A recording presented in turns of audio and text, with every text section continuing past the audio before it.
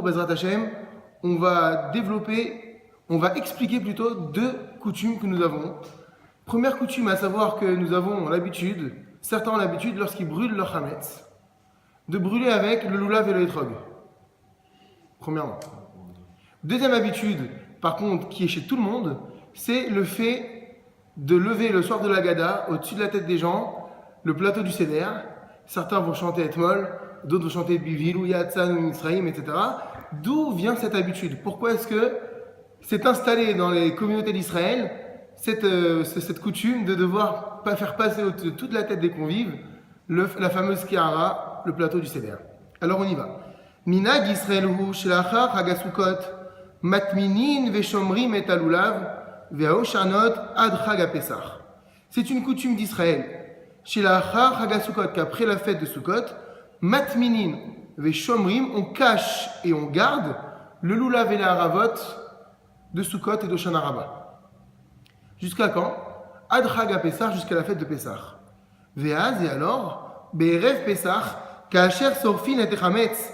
La veille de Pessah, lorsqu'on brûle le chametz, sorfim gam et alulav ve'et haoshanot, on brûle également le lulav et les haravot que nous avons utilisés le matin de Hoshana Rabbah. Ve'yesh gam hanoagim l'ishtamesh bahem, il y en a même qui ont l'habitude de les utiliser, donc ce lulav et ces haravot, la fiat hamatzot, pour faire cuire les matzot. Donc il s'en sert de combustible pour pouvoir faire cuire les matzot.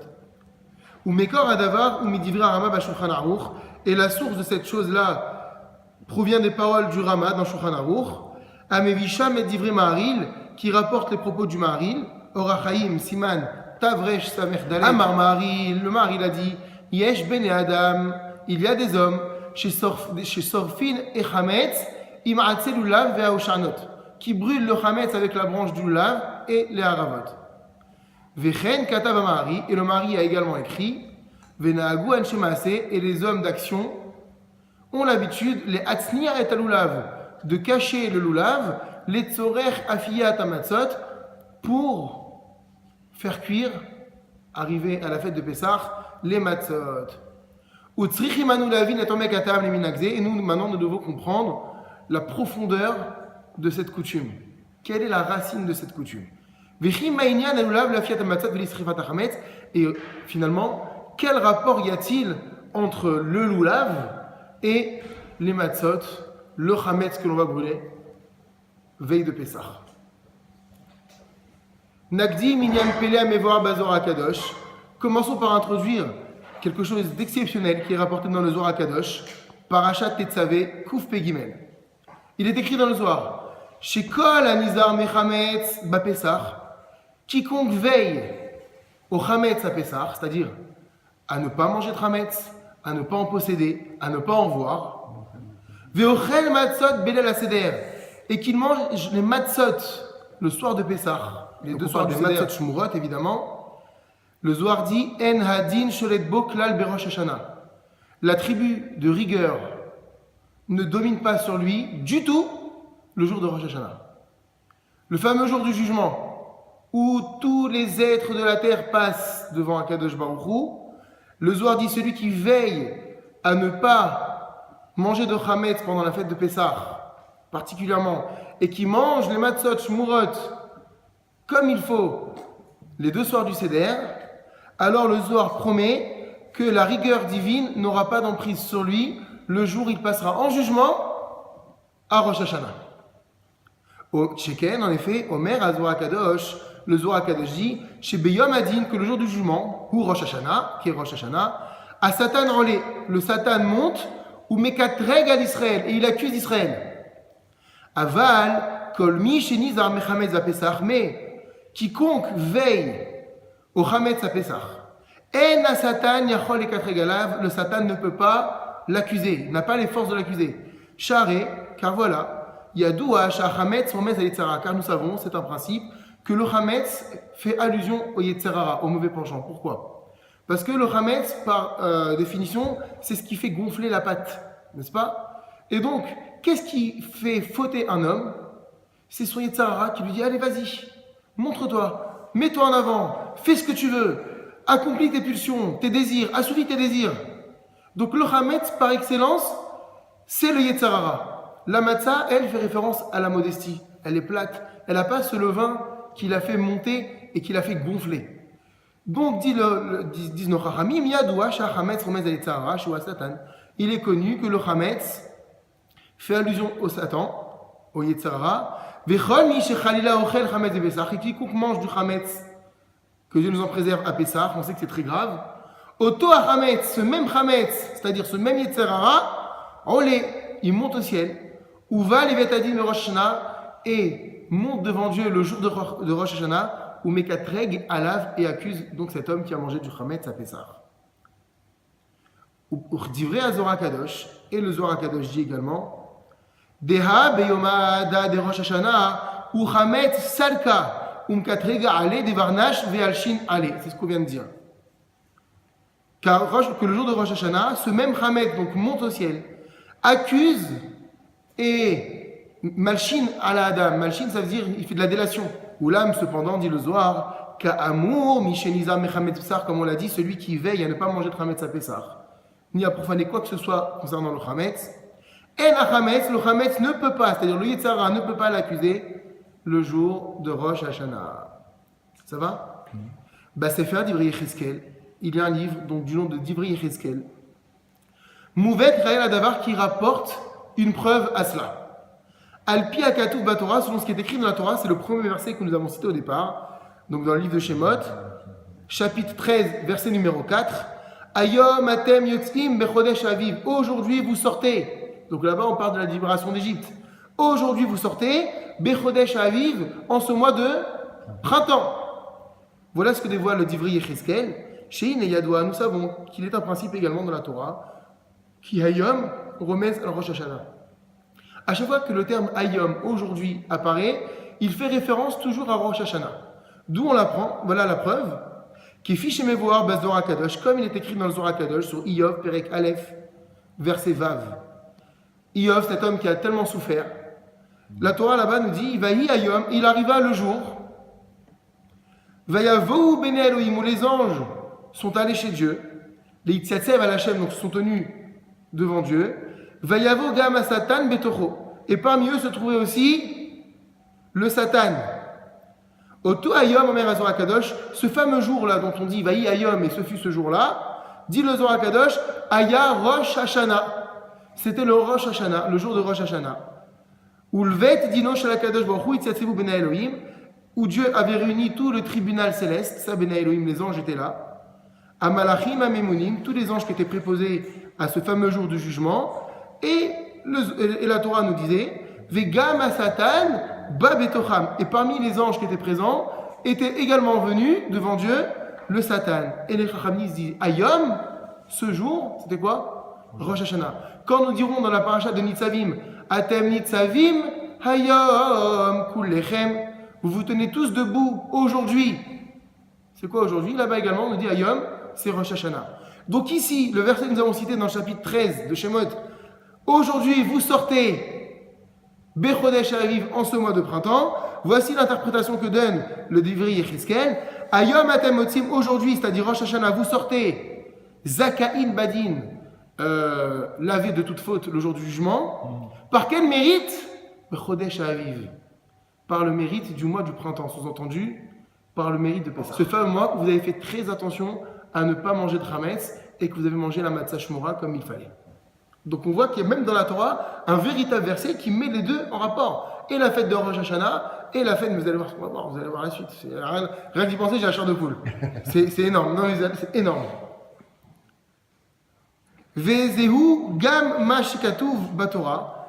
Et il y a également un autre verset dans la Torah qui dit Shivat yamim matzot tochelu ach bayom arishon tashbitu seor mi batechem. Il est écrit dans la Torah, donc c'est aussi toujours dans le livre de Shemot, chapitre 12, verset 15. 7 jours durant, vous mangerez les matzot, mais le premier jour, vous ferez disparaître le levain de vos maisons. N'est-ce pas? Voici quel est le sens que l'on peut apporter à ce verset. Im shivat yamim, si pendant 7 jours, matzot tochelu, vous mangez des matzot, donc si pendant 7 jours, vous faites attention à ne pas manger de chametz et que vous mangez le matzot, alors qui az tisku, alors vous mériterez chez Bayom Arishon que le premier jour, tashbitu seor mibatechem, vous enleverez tout le vin de vos maisons. Ça veut dire quoi? De quel premier jour nous parlons? Le premier jour de l'année, à Rosh Hashanah. On a dit le seor, le levain, le chametz, c'est quoi? C'est le satan. Si pendant 7 jours vous mangez des matzot à Pessah, et que vous faites attention donc à ne pas manger de chametz, le premier jour de l'année, à savoir Rosh Hashanah, tashbitu seor, vous enlèverez de vos maisons, c'est-à-dire de chez vous, seor, le satan. Et donc, s'il n'y a pas de satan le premier jour, vous sortez du jugement propre. Tevatelu et à satan, vous annulerez le satan, chez Nikra seor, qui est appelé levain, chametz. Vezot, Kedeshu, Lo Yochal et Katregalechem, afin qu'il ne puisse pas vous accuser le jour de Rosh Hashanah. Selon ce qu'on a dit maintenant. Noten à Tzemar Tzadik, il y a un autre sefer qui s'appelle Tzemar Tzadik. Ta'am Lishvar Minag Israël, qui va donner une raison exceptionnelle à cette habitude qu'ont les enfants d'Israël, comme je vous l'ai dit au départ, de prendre le plateau du Seder de Pessah et au début de la Haggadah, le faire tournoyer au-dessus de la tête de chacun des convives. En quoi consiste la coutume? Chez Makbihin. Makbihin, ça vient du mot Adba'a. On élève. Le mot Gavoa en hébreu, c'est la même racine. Gavoa, ça veut dire haut. Chez Makbihin, Ben al Seder et Akera, qu'on élève la veille, donc le soir du Seder, et Akera, le plateau, n'est-ce pas? Chez Alea Munachim Matzot, sur lequel sont déposés les Matzot. Chez Ken Omer et Tzemar Tzadik, car en effet, le Tzemar Tzadik dit,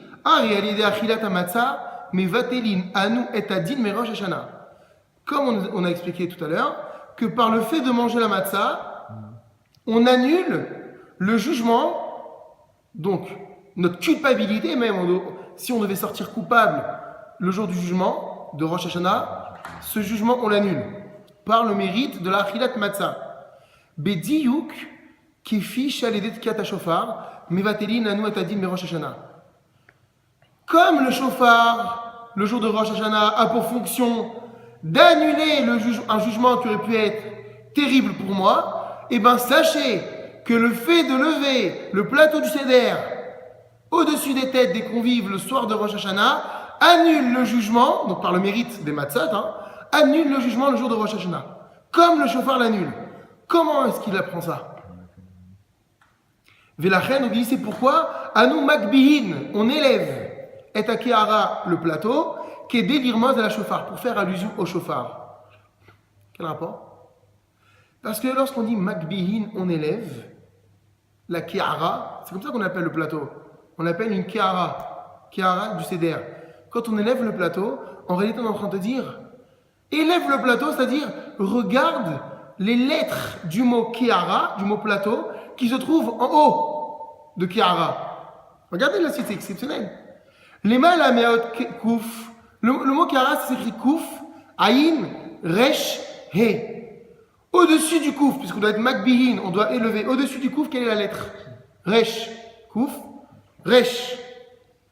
Au-dessus du aïn de kiara, la lettre P. Au-dessus du resh de kiara, la lettre shin. Au-dessus du he de kiara, la lettre vav. Je remets ces 4 lettres qu'on a trouvées, ça fait le mot shofar. Quand on dit d'élever la Kehara, c'est vrai que physiquement on va l'élever, mais dans notre pensée, dans notre kavana, c'est qu'on doit penser au shofar. On est en train de demander à Kadosh Baruch Hu que le mérite de cette Kehara puisse avoir la même force que le shofar a le jour de Rosh Hashanah, à savoir annuler une sentence qui aurait pu être néfaste pour moi, ou qui pourra être néfaste pour moi, le jour de Rosh Hashanah. C'est pourquoi la Torah dit il faut être makbihin, il faut élever la Kehara. Vous avez entendu? Regarde les lettres qui sont au-dessus du mot Kehara, et qu'est-ce qu'on trouve? On trouve le mot shofar. C'est pas du folklore. C'est pas du folklore du tout. Voilà la source, dit le Tzemar Tzadik, de ce minhag de tout Israël, d'élever la Kehara le soir du Seder de Pessah. L'irmoz lanou, pour nous faire allusion, chez Aliédé Achilat Matzah be Pessah, par la consommation de la Matzah Shmura à Pessah, Mamtikin et Adinin. On adoucit les rigueurs célestes, Bediouk, exact précisément, Kemo chez Rosh Hashanah, comme à Rosh Hashanah, ou Mamtikin et Adin, où on adoucit le jugement, mais cette fois-ci par quel intermédiaire? à l'aider Tekiyat Shofar, par la sonnerie du Shofar. Donc on voit qu'il y a un lien très très fort, le soir du Seder, entre Rosh Hashanah et Pessah.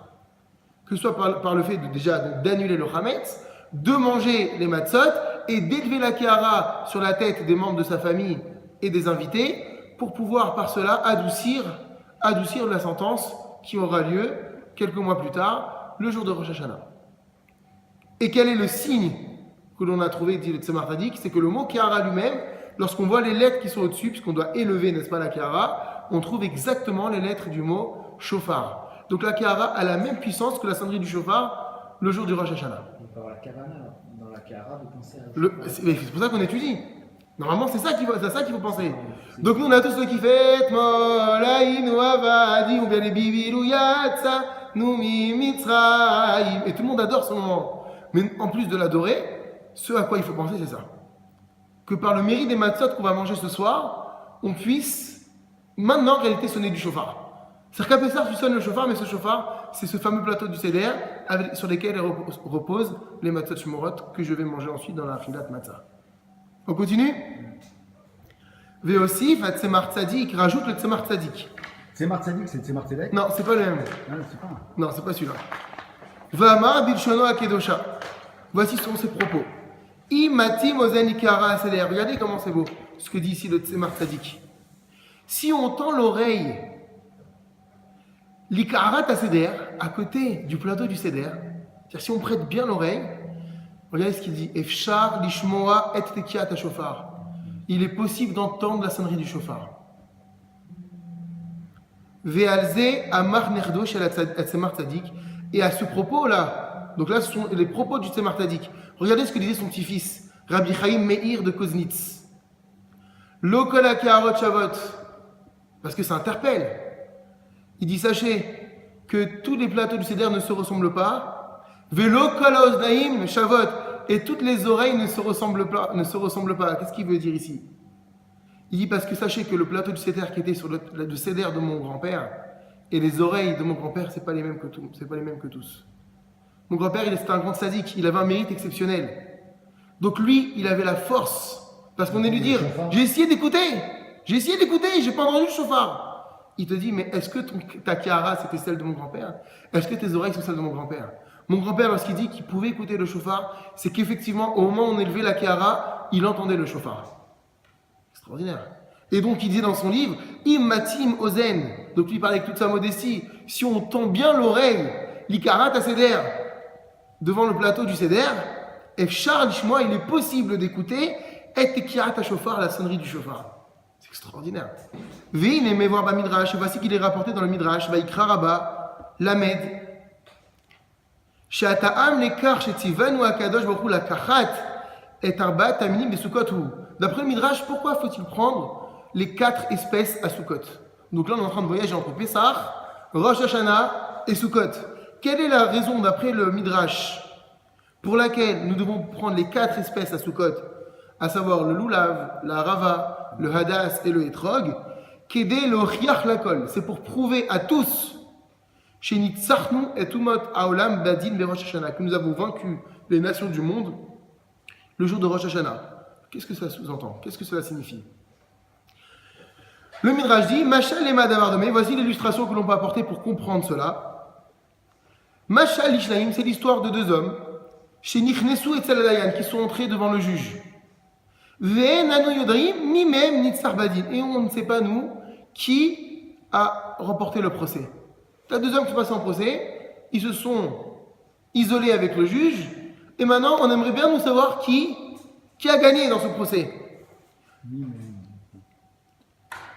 Oulam, dit le Midrash, Zé Shiotse, celui qui sort des 2, Vekidono, et qui a à sa main la baïonnette, une arme, entre parenthèses, regardez, le lulav, donc Beyado dans sa main, Anu Yodrim Levatear Shehu Amnetzar. On peut être persuadé que c'est lui qui est sorti vainqueur.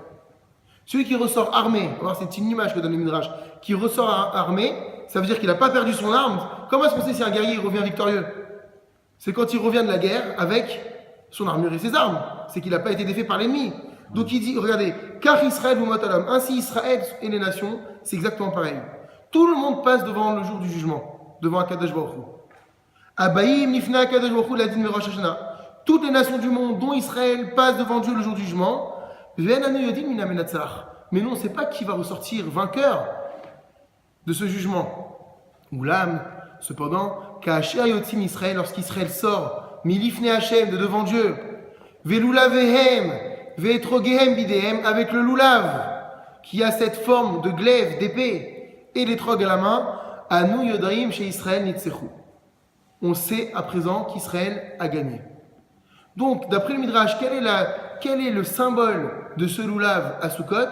C'est de montrer au terme de Rosh Hashanah et de Kippour qu'on a encore les armes à la main, devant qui? Devant notre ennemi qui est le Yetzer Hara. Maintenant, qui c'est ce Yetzer Hara? Regardez. Ve'ot katuv Midrash Rabbah, il est également écrit dans le Midrash Rabbah, Kevan shigia Oshana Rabbah, lorsqu'arrive Oshana Rabbah, vous savez la veillée de Oshana Rabbah, on est là toute la nuit en train d'étudier, et que le matin on doit réunir 5 branches de Haravot. V'Israël notnim arvenachal, et qu'Israël notlim prennent, donc c'est Haravot, ou mekifin sheva akafot, et qu'ils ont fait avec les 7 akafot, les 7 tours autour de la teva. V'chazan bet hakneset, et que le chazan de la synagogue, Omed kemalach Elokim, se tient comme un ange de Dieu. V'sefer Torah bizro'o, avec le sefer Torah sur son bras. V'ha'am mekifim oto kedugmat hamizbeach, et que toute la communauté l'entoure, font les akafot, comme on le faisait jadis au temple, autour de l'autel. Miyad, immédiatement, Mal'aché Asharet Smechim, les anges de service se réjouissent, Veomrim, et ils disent Nitzechu Israël, Nitzechu Israël, Israël a gagné, Israël a gagné. Ume'ata Yitba'er, maintenant on va comprendre, Minag Israël, en quoi consiste cette coutume, à savoir, Litmon et Alulav, de cacher le lulav et les haravot, depuis Sukkot à Deref Pessah, jusqu'à la veille de Pessah, pour le brûler avec quoi? Avec le Chametz. On a dit qu'est-ce que c'était le Chametz? C'était le symbole même du Satan. On est en train de dire le matin de Pessah, regarde, grâce au lulav que nous avons gardé à Sukkot, qui était notre arme contre toi, 6 mois sont passés, on est encore en train, par le mérite de Rosh Hashanah et de Sukkot donc, de continuer à te brûler, à te faire disparaître. Et donc on utilise l'arme qui était la nôtre à Sukkot pour pouvoir encore à Pessah montrer notre supériorité sur le Satan. Donc qu'est-ce qu'on fait? On brûle le Hametz qui symbolise le Satan avec nos armes qui étaient les nôtres il y a 6 mois, le lulav et la harava, et en lui disant non seulement on te détruit physiquement, mais ce soir, lorsqu'on passera au Seder, on mangera la matzah qui est l'antithèse même du Hametz. Alors lorsqu'on s'est complètement défait du Hametz en le brûlant par le lulav, qu'on arrive au Seder de Pessah, qu'on mange la matzah qui est comme on l'a dit, l'antithèse du Hametz, du Satan, et qu'on élève la Kehara, qu'on sonne le chauffard le soir de Pessah, alors la Torah te dit, tu peux être sûr et convaincu que le Rosh Hashanah qui arrive, tu seras lavé de toute faute. Bien sûr, ça ne veut pas dire qu'on doit faire des fautes. Du coup, j'ai bien fait Pessah, libre à moi de faire ce que je veux maintenant jusqu'à Rosh Hashanah. Mais c'est dire que le Hametz, le Satan, n'aura pas la force de t'accuser et Akadosh Baruch Hu Tu l'as annulé. Exactement. Et Akadosh Baruch Hu te fera sortir vainqueur, donc, du jour du jugement de Rosh Hashanah. Baruch Adonai Leolam. Amen. Amen.